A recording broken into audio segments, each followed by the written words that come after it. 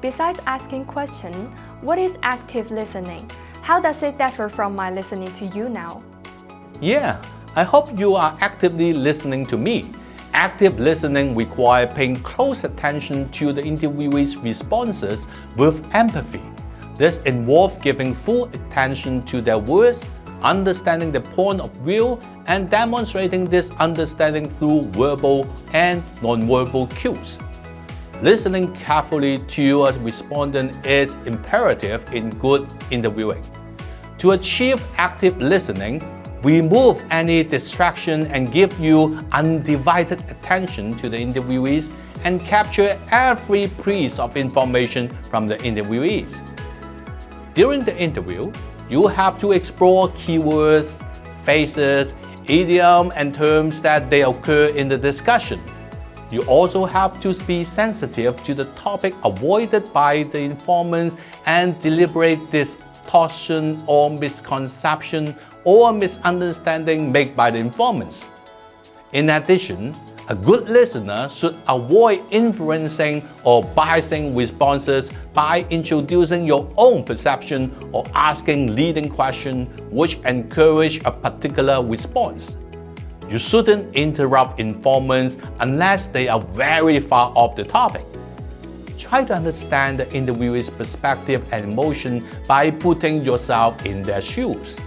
Express empathy by acknowledging their feelings and experience with statements like, "That sounds like it was a challenging situation for you."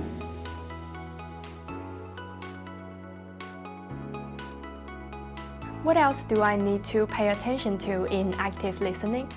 While verbal communication is undoubtedly important, non-verbal cues such as facial expression, gesture, and tone of voice can provide a wealth of valuable information that may be overlooked if you not pay attention to.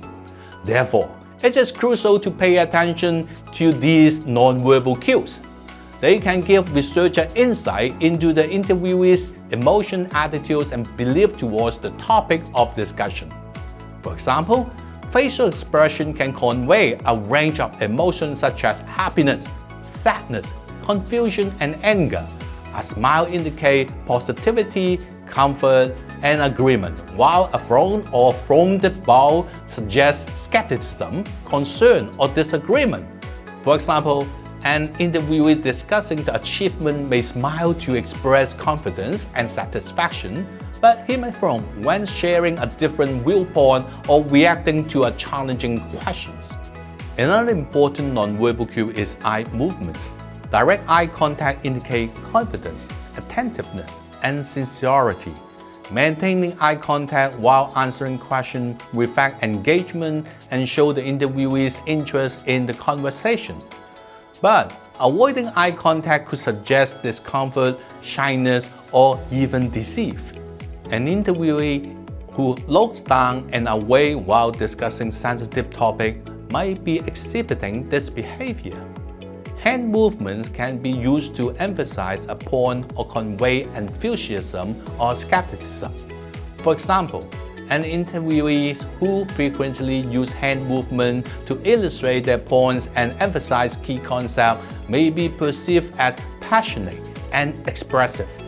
However, fidgeting or excessive hand movement might suggest nervousness, anxiety, or lack of confidence. Additionally, tapping fingers, scratching the head, or repeatedly touching the face could indicate a higher level of stress. The tone of voice is yet another non-verbal cue that can provide important information. A monotone voice may indicate disinterest or boredom, while a high-pitched or shaky voice may suggest nervousness or anxiety. You can gain a deeper understanding of the interviewee's perspective and potentially uncover hidden meaning behind their verbal responses. For example, an interviewee may verbally express positive view towards a particular topic, but their body language suggests otherwise. This discrepancy may prompt further probing and questioning to clarify the interviewee's true beliefs and attitudes. Conversely, an interviewee may hesitant or reluctant to discuss a topic verbally, but may exhibit non-verbal cues that suggest a strong emotional connection to it. In such cases, the researcher can use gentle prompting to encourage the interviewees to open up further.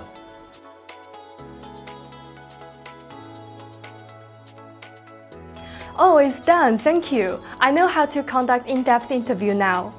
Wait a minute, there's still one more step. Following up the interviewees after conducting in-depth interviews is an essential step in the research process. It serves several purposes.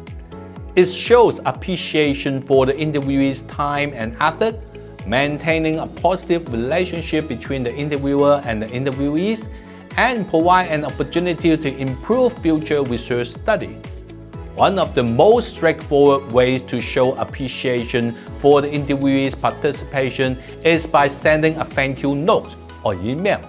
Sharing study findings with the interviewees can not only help keep them informed and engaged in the research process, but also be an excellent opportunity to thank them for their participation. Also show how their contribution has contributed to the research. Providing a copy of the final report or publication to the interviewees is another way to show appreciation for their participation and keep them informed about the study outcome. Besides thanking interviewees for participation, following up with the interviewees can improve the quality of the study. You can ask the interviewees if they have any additional thoughts or insights they would like to share after the interview. This can be done through a follow-up phone call or email. You can also provide the interviewees with a summary of the key points discussed during the interview and ask for their feedback or correction. This following up provides an opportunity for the interviewees to ask questions about the study or the finding to clarify their misunderstandings or misconceptions that may have arisen during the interview process. It is also a way to ensure that the interviewees feel heard and valued. Finally, when doing your data analysis, you may find out that you need to conduct an additional interview with some of the participants. Staying connected with the interviewees allows you to do so.